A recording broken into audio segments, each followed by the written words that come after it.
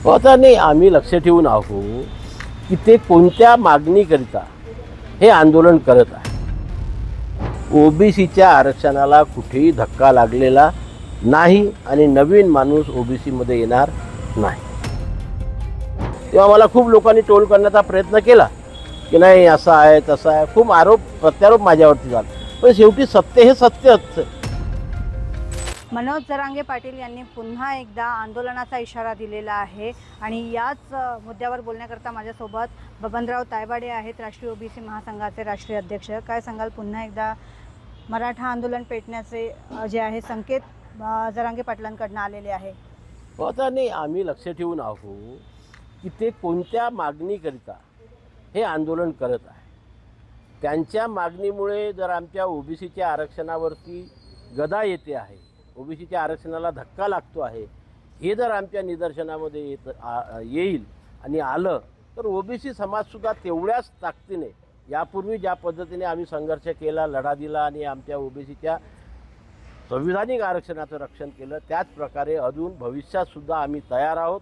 ज्या दिवशी आम्हाला वाटेल की आमच्या आरक्षणाला धक्का पोहोचते आहे किंवा चुकीचे लोक ओबीसीमध्ये येत आहेत, त्या दिवशी या राज्यातील संपूर्ण गावखेड्यामधला ओबीसी रस्त्यावरती येऊन आपल्या संविधानिक आरक्षणाचं रक्षण करण्याकरता सज्ज आहे। नक्कीच आपण बघितलं की काही महिन्यांअगोदरच मराठा आंदोलकांनी जे आहे मुंबईत आंदोलन केलं होतं, त्यानंतर त्यांच्या काही मागण्या पूर्ण झाल्या, गुलाल उधळून ते पुन्हा आपापल्या गावी परतले होते। आता पुन्हा का आंदोलनाची त्यांच्यावर वेळ आली आहे किंवा ओबीसीमधनं पुन्हा त्यांना काही वाटा हवा आहे का, अशा काही त्यांचं मागण्या आहेत का? काय सांगाल तुम्ही, एक ओबीसी सर नेतृत्व करताय? नाही, हे बघा की 2 सप्टेंबरचा जेव्हा जी.आर. निघाला तेव्हा असा गाजावाजा करण्यात आला की बा आता हैदराबाद गॅजेटियरनुसार मराठवाड्यातील सर्वच मराठ्यांना कुणब्याची प्रमाणपत्र मिळणार आणि सर्व ओबीसी होणार। मुंबईमध्ये गुलाल उधळला गेला, विजय उत्सव साजरा केला। त्याच दिवशी मी त्या जी.आरचा पूर्ण अभ्यास करून आपल्या लोकांच्या समक्ष सांगितलं होतं की या शासन निर्णयामुळे ओबीसीच्या आरक्षणाला कुठेही धक्का लागलेला नाही आणि नवीन माणूस ओबीसीमध्ये येणार नाही।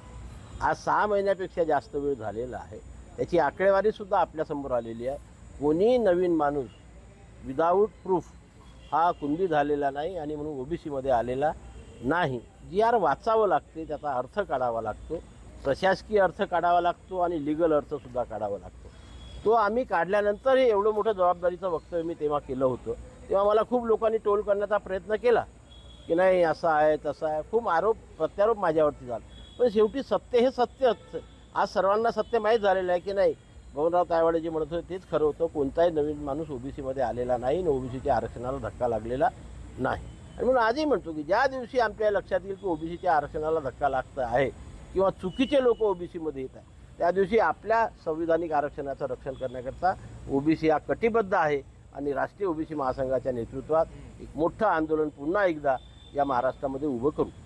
तुम्ही पण म्हणताय की आता जर का ओबीसी आंदोलनाला धक्का लागत असेल तर एक मोठं आंदोलन ओबीसी समाजाद्वारे उभं करू, पण आता त्यांनी पुन्हा लाखोंच्या संख्येने रस्त्यावर उतरण्याचा इशारा दिलेला आहे।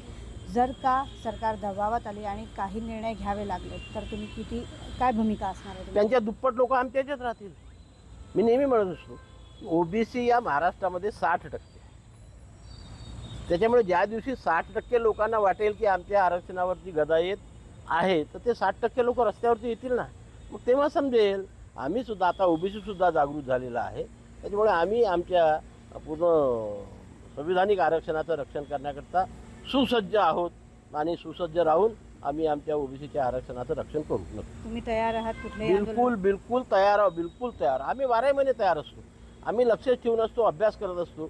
आता जनगणनेमध्ये ओबीसीचा कॉलम आला नाही तर आमचं आंदोलन सुरूच आहे काय। आता काल त्या सरकारने चुकीचा जी.आर. काढला, त्याचा आम्ही निषेध केलेला आहे। त्याच्यामुळे आम्ही 12 महिने सज्ज असतो, आमची टीम सज्ज असते।